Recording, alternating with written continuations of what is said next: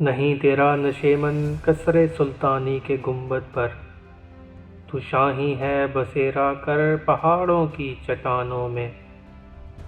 علامہ اقبال نے اپنی شاعری میں شاہین کو ایک خاص علامت کی حیثیت سے پیش کیا ہے، اور ان کا محبوب ترین پرندہ شاہین ہے۔ اقبال کے ہاں شاہین کی بہت اہمیت ہے، کیونکہ شاہین میں بعض ایسی صفات جمع ہو گئی ہیں جو کہ علامہ اقبال کی بنیادی تعلیمات سے ہم آہنگ ہیں۔ یوں تو علامہ اقبال کے کلام میں جگنو، پروانہ، بلبل، کبوتر، ہرن وغیرہ کا ذکر آیا ہے، لیکن ان سب پر شاہین کو وہ ترجیح دیتے ہیں۔ اقبال نے تشبیہات اور استعارات میں بلبل و قمری کی بجائے باز اور شاہین کو ترجیح دی ہے۔ اقبال کے ہاں شاہین مسلمان نوجوانوں کی علامت کے طور پر استعمال ہوا ہے۔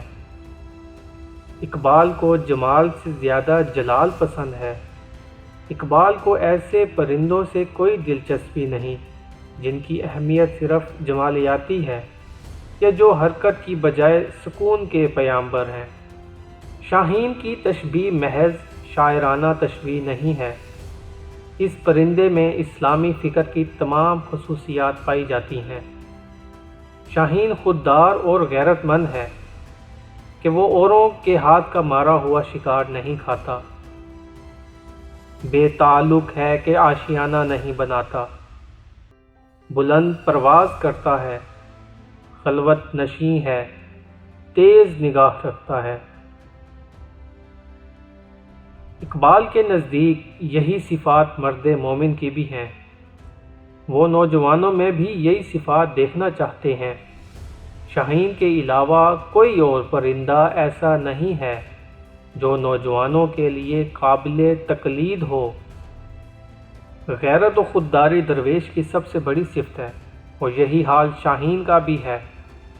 اس لیے شاہین مرغ کی طرح دانہ نہیں چگتا، اور نہ ہی کرگس کی طرح مردہ شکار کھاتا ہے، اور نہ ہی گدھ کی طرح مردہ شکار کا انتظار کرتا ہے۔ فقر بھی اقبال کے نزدیک مرد درویش کی بڑی خصوصیت ہے۔ جس طرح شاہین چکور کی غلامی نہیں کر سکتا، اسی طرح درویش شاہوں کو بھی خاطر میں نہیں لاتا۔